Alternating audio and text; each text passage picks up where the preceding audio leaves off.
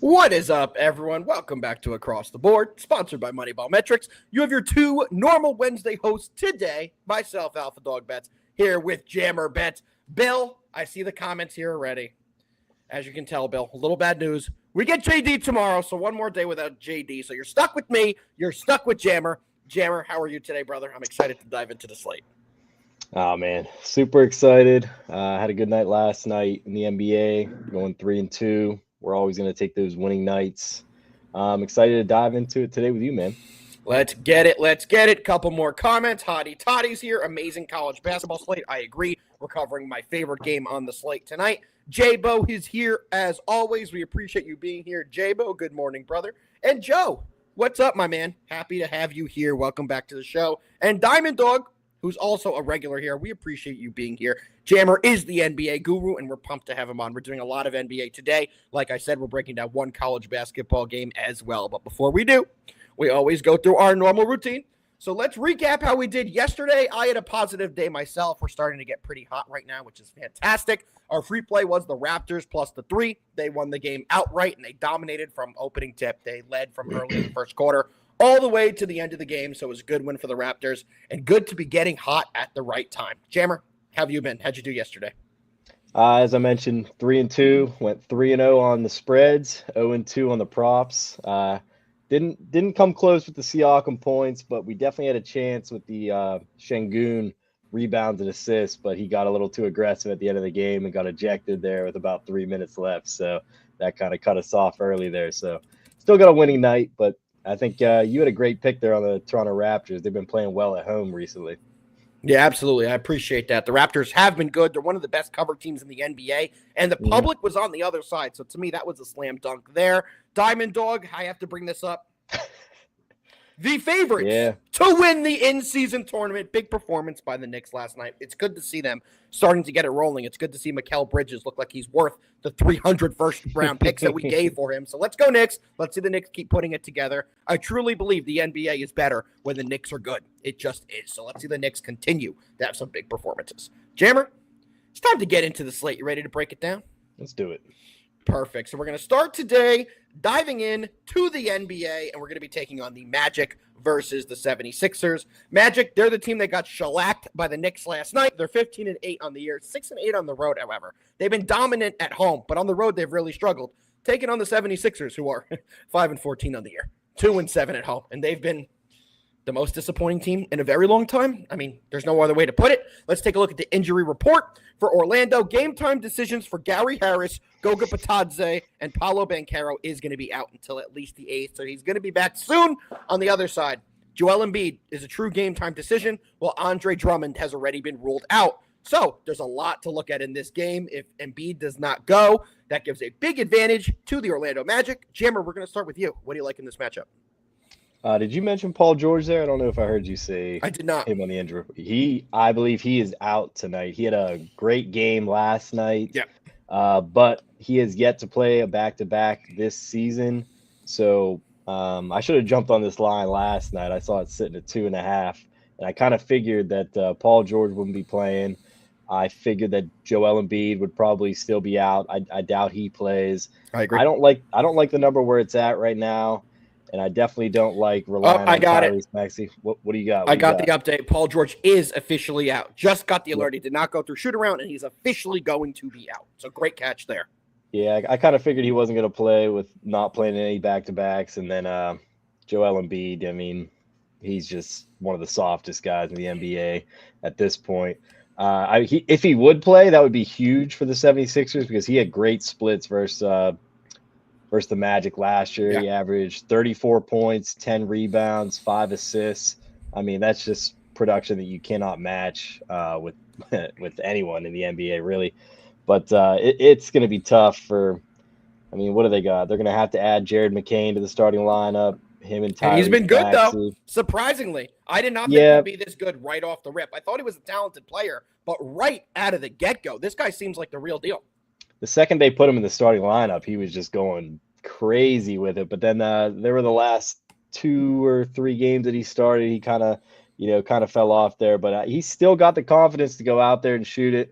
I mean, we've all seen him on TikTok. His confidence is off the charts, so it's really hard to keep him down too long. Yeah. I don't know if they're offering any props on the. Let's see if we can find any. Let me pull them up here. Yeah, I was looking right before the show. Yeah, I didn't have anything earlier, but they might have added some since, especially if we got a little bit of information about the injuries. Anything from you that you've seen? I'm only seeing Magic. Oh, wait, no. We got a little bit of – we got 3 76ers. I think is that what I'm seeing? 3 of them? We love that. I'm pulling it not, up here. Not a lot of option. We got Tyrese Maxey, Kelly Oubre, and Gershon Yabusele. Yeah. So, I mean, not the best options there.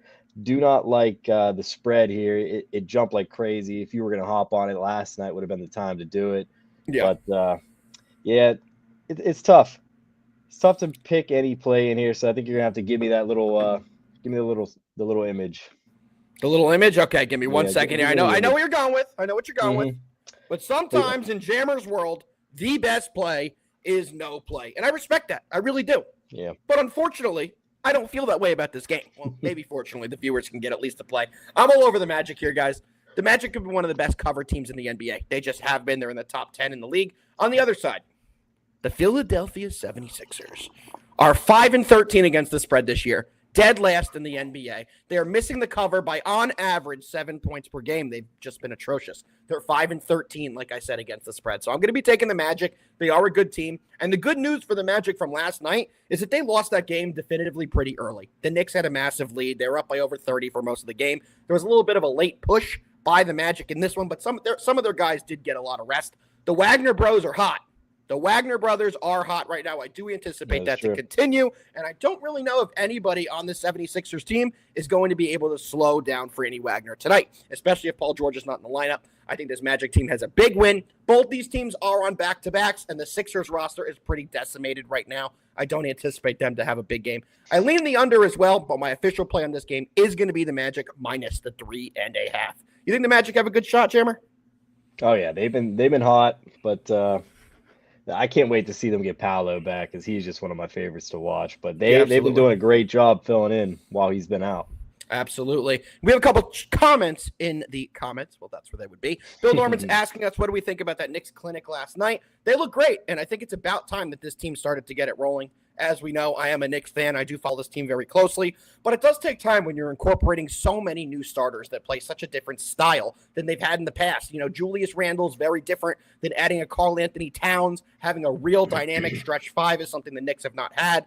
And getting a guy like Mikal Bridges takes a little time to incorporate him into the lineup. So they're starting to get it rolling. We've said on this show since the opening of the season, give the Knicks some time. They may not be a team you want to back early in the year. They had a lot of moving pieces in the offseason, but they're starting to look good. And even Joe, who we know hates Cat. Every time we talk about the Knicks on this show, Joe comes in here and said, this guy can't defend the rim. He's got the worst rim defensive percentage in the NBA. Starting to get a little bit better, and the Knicks are starting to play a little bit better as well. Aiden is asking if Jared McCain is the Rookie of the Year. A little early, but he could be. He definitely could be. He's putting up numbers that put him in that conversation, absolutely. And especially with it seems like it was somewhat of a weaker class. Like there was no LeBron James in this class. There was no Victor Wembanyama in this class. So there are opportunities for guys to win this award and become the perennial player out of this draft class. Let's see here. I appreciate that, Hottie Toddy. I was just saying that. It takes some time for the Knicks to get going when you add so many pieces. So I do appreciate that. The Knicks for the next couple weeks are probably a team I'm going to want to play a lot because the lines just are still small. They're still reflecting how they've played in the early parts of the season. I know that the Knicks are 13-8, but I do think this team builds. I do think they get better. And with all that's going to happen, they should have some big performances. And I don't think the books are going to have their line right for the next week or two. They probably will after that, but we may have some good value on the Knicks coming up very soon. So stay tuned to the show. We will be covering it. Let's keep it moving, Jammer. Next game we're going to be covering today is going to be the Hawks taking on the Bucks. Hawks are coming into this game a 500 ball club. They're 11-11, 5-6 on the road. On the other side, the Bucks are 11-9, but they're 8-3 at home. This team has been very good at home. Trae Young is the big injury question mark in this game. He's a game time decision. Cody Zeller and Seth Lundy will be out for the Atlanta Hawks. On the other side for the Bucks, Marjon Beauchamp is a true game time decision, as well as Chris Middleton. It would be nice to see Chris Middleton get some games back under him. Both these teams are coming in hot as well. The Hawks have won 4 in a row. Bucks have won at least 5 in a row. Jammer, over to you. What do you like in this game? Yeah, I mean, you just mentioned it. Both teams are on a winning streak. Milwaukee's actually up to 7 now. Atlanta's at 4. Atlanta's win streak started by handing the Cavaliers their first home loss of the Yep. season. So, I mean, that was a great win to get under their belt. What are they sitting at? Just above 500 or right at? They're right at 500, 11-11. So, I mean, they're on a good vibe streak right now after beating top team in the East, and now they get another chance to take down one of the top dogs in Milwaukee. Milwaukee's sitting here on a back-to-back, so the Hawks will have the rest advantage here.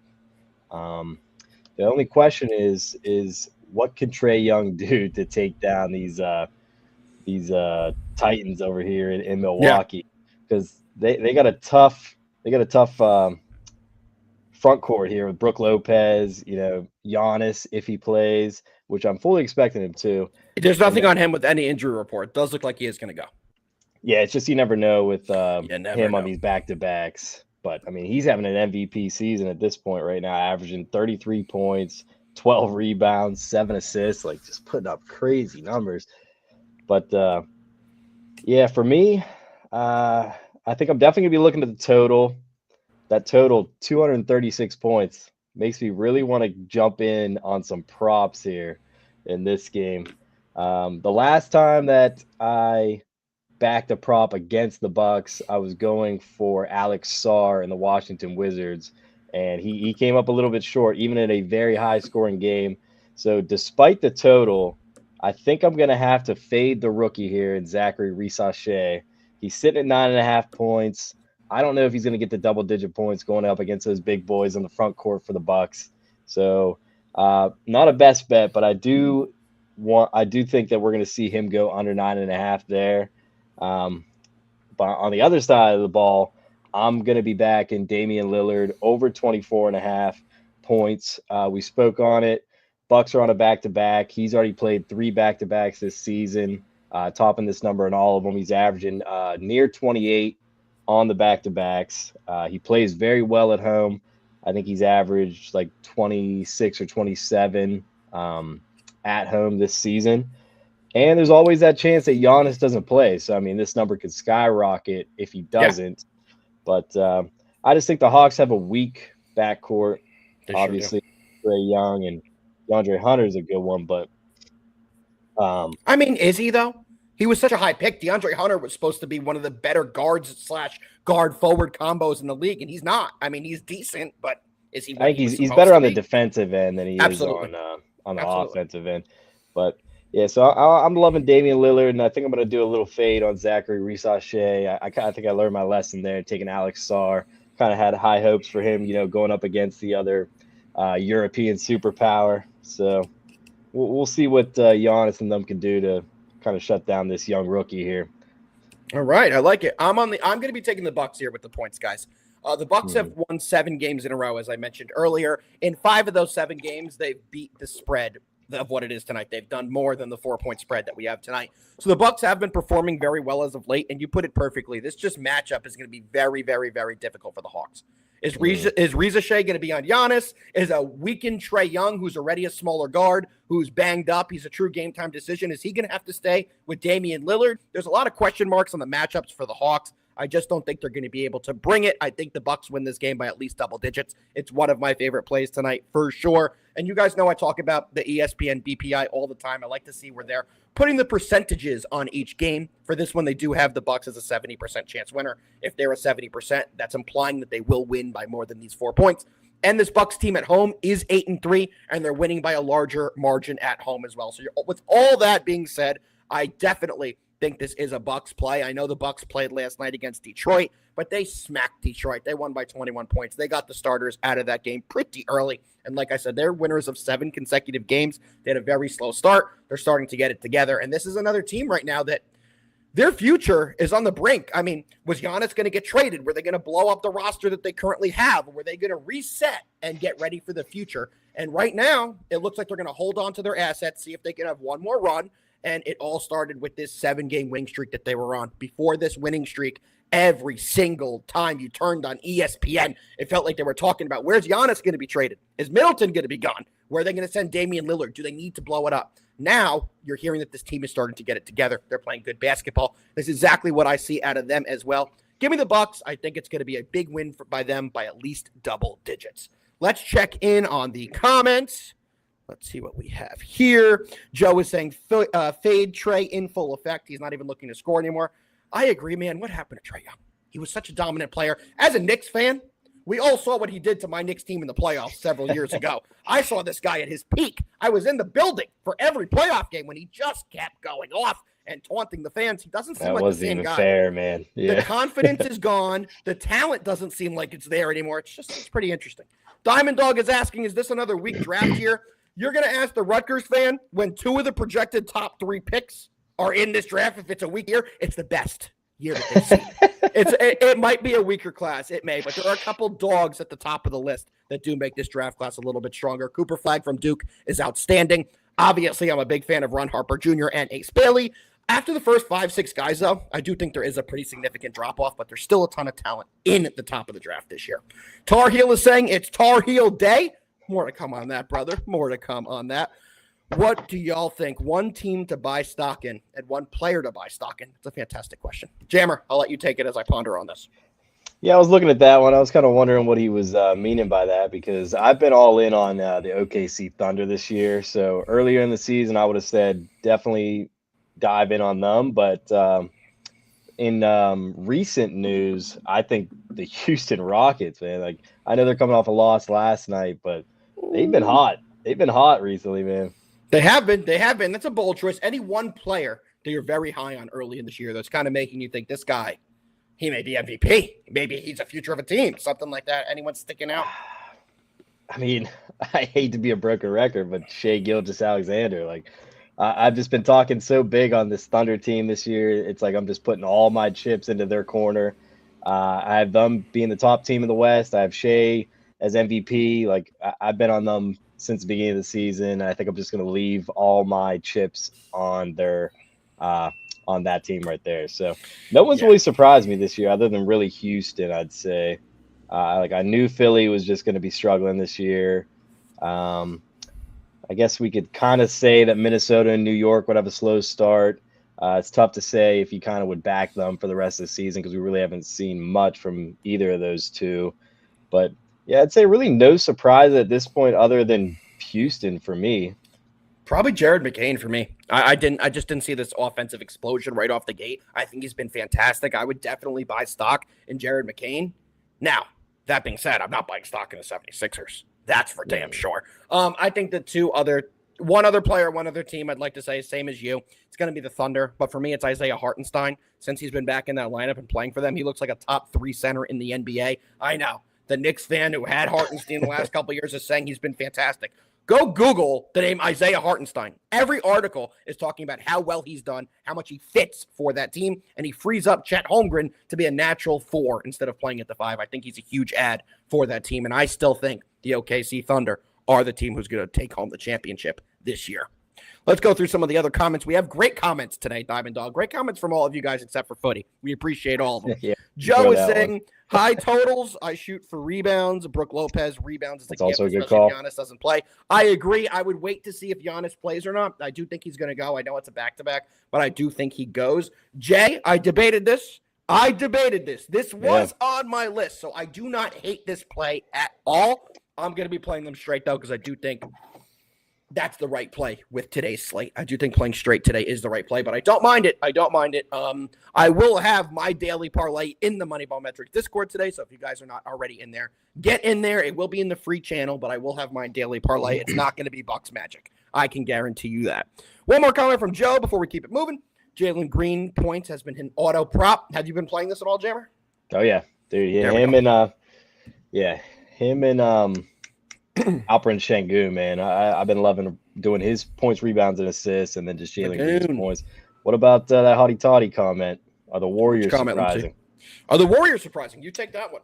I was 100% going to say them hotty toddy, but just the recent play, they've actually played some good competition, and they've lost 5 straight. Nuggets, Suns, Thunder, even the Nets, low key. Spurs versus Wembanyama. They had a crazy little jump there in the beginning of the season, but yeah, recently they've kind of fell back to where I thought that they would be with, Me too. kind of losing all their top guys.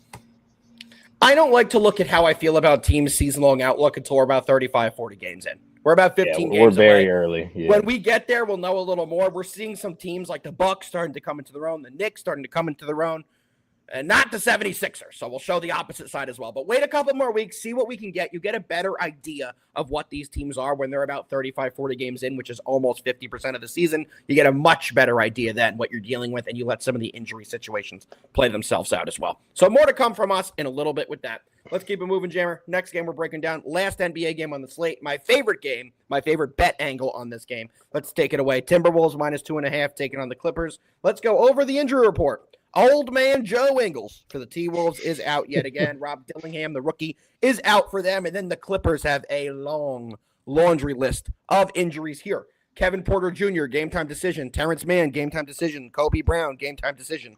Kawhi Leonard, out, shocking to nobody. He's been out for the last 5 years. And PJ Tucker, he's out as well, shocking to nobody. He's 97 years old.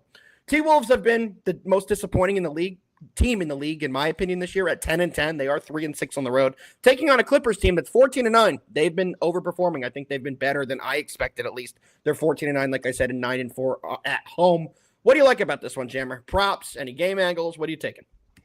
Yes, I do have a game angle here. But first, you just got to mention that these are two top defensive tier teams. We just saw Minnesota hold, the Lakers are like sub 90, I think it was. Yeah. They scored like 80 points. 80 on the dot. It was 80 on the dot, man. They outscored them by 30 points. I know they're not really known for their offensive prowess, but Anthony Edwards can get going at any point in time. But for me, I think I got to back the Clippers here at home. They've won 8 of 10, and they've covered in 9 of those, with the only loss that was like out of reach was against Boston, who's been one of the top teams, obviously. But Clips, they just recently played the Timberwolves. They easily could have pulled that one out. They lost 93-92 in Minnesota at the Target Center. So, I mean, now they're switching over to their home court. They're going to have blood in their eyes. They're going to want revenge. And honestly, for LA, their offense has been hot recently, scoring 126 and then 127 in their recent wins. And a big part of that has been Norman Powell, who's been recently reactivated off the injury report, scoring 28 and 30 points. Meanwhile, the Timberwolves, they've lost 4 of their last 5 away games, and LA's won 8 straight at the Intuit Dome. I think they had 2 or 3 straight losses at the new Intuit Dome whenever they opened up the season, but since then they've been red hot at home. So I'm looking to back the home team here, especially after they lost to Minnesota in their last matchup. I think the line is sitting here 2.5 +3. You can get 3. Let me see what we're looking at here. Let's do it. So I'm looking at +3 on FanDuel. +3 Bet Rivers. What's DK? +3 as well. Yeah, so I'm gonna be back in the Clippers +3 here. There we go. For me, I'm on the opposite side, and a big part about that is because that the Clippers played last night. Big comment that Joe put in here. If the Clippers players play that are game time decisions, he'd be shocked. Exactly what I am banking on in this spot. I do think we see a very lesser Clippers team than we normally see, a little weaker lineup. I don't think Terrence Mann is going to be able to go. On the other side, the T-Wolves are starting to get it rolling. They're starting to play some good basketball. They've won 2 games in a row, and they need to start winning some ball games. This is a team that has championship aspirations. They were one of, if not the best team in the West last year. They were a top 3 team. This year, they are just not so far. They have the talent. They have the guys. But similar to the Knicks, this is the team the Knicks traded with. So they have to get incorporated. Their guys, like a Julius Randle, like a Dante DiVincenzo, guys that started the year very slowly, are starting to pick it up and get more into their flow. We saw a fantastic performance from them, as Jammer said last time, where they shellacked the LA Lakers 109-80. I don't think we're going to see a performance like that tonight, but I do think we will see this Timberwolves team start getting back into form. They need to get it rolling now, or coaches will be fired. Players will be traded. A lot of heads will roll if this T-Wolves team does not start getting it rolling. I think they will. I think they're going to have a big performance today. I'm going to let it out early. It is one of my best bets. I am all over the T-Wolves minus the 2.5. I like that number.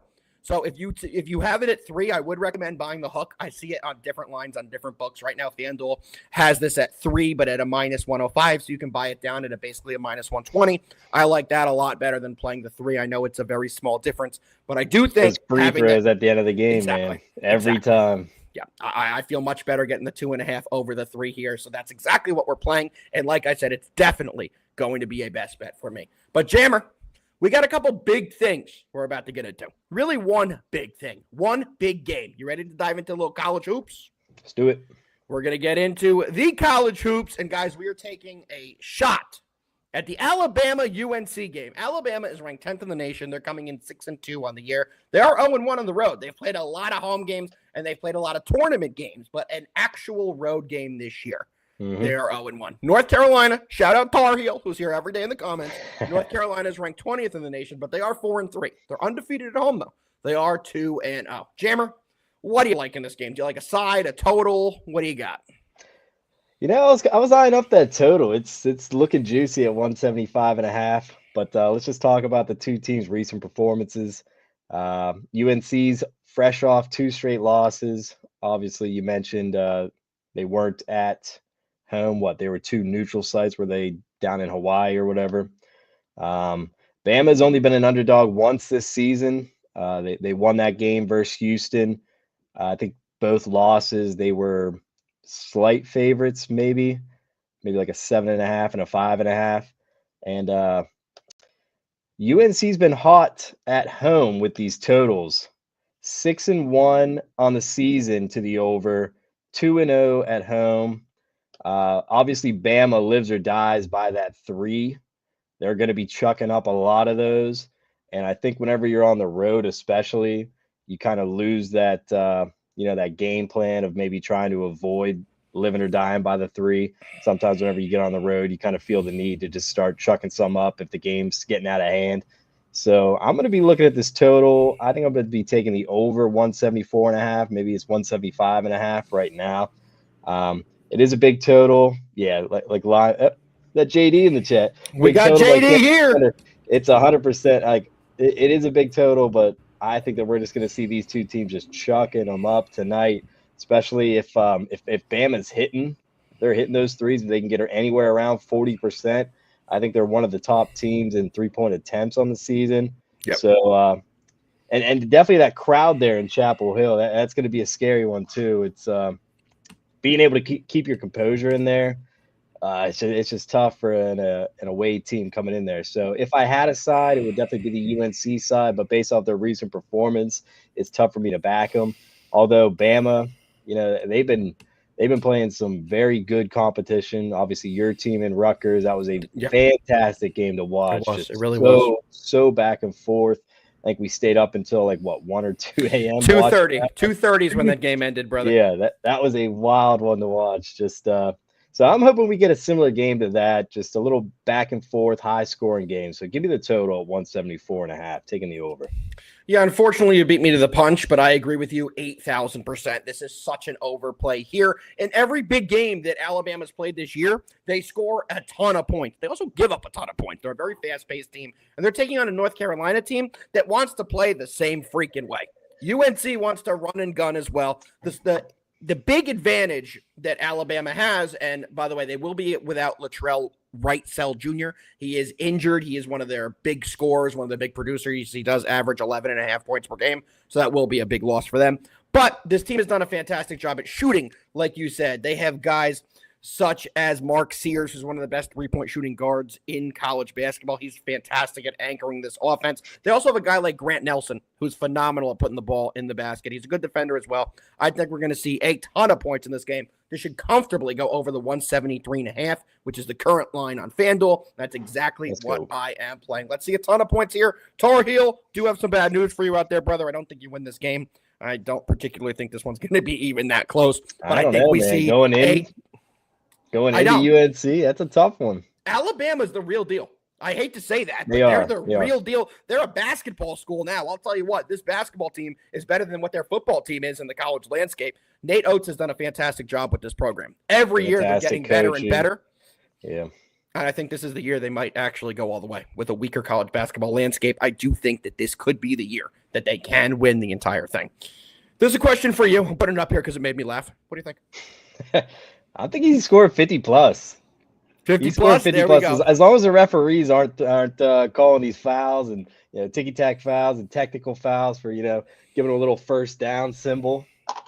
That's what it was. George Pickens is such an idiot. I'm sorry. Anyway, shout out JD, our guy who we all miss terribly. JD, we cannot wait to have you back tomorrow. JD's playing Auburn tonight, plus 3.5, and that's coming from a Duke fan. So he says that all the time when he's on here. If he's not taking them, then you know the way you want to be. I'm also going to be on Auburn. I'm going to let that out early. I'm also going to be on Auburn. So I agree with you, JD. Let's get the win here. Couple things left that we have to do, as we always do on this program. Wanted to let you guys know there will be a sale coming up in the near future for MoneyBall Metrics, but the big sales were all over Black Friday and Cyber Monday. I hope you guys all took advantage of those deals. There were some amazing promos, so next time you guys see those available, those are not available all the time. That's not a permanent offer. So right now, there's no current promotions, but hopefully you guys took advantage of those sales, and if you did, I know you've been enjoying because we have been cashing in the Discord. Jammer, a couple things left we have to do.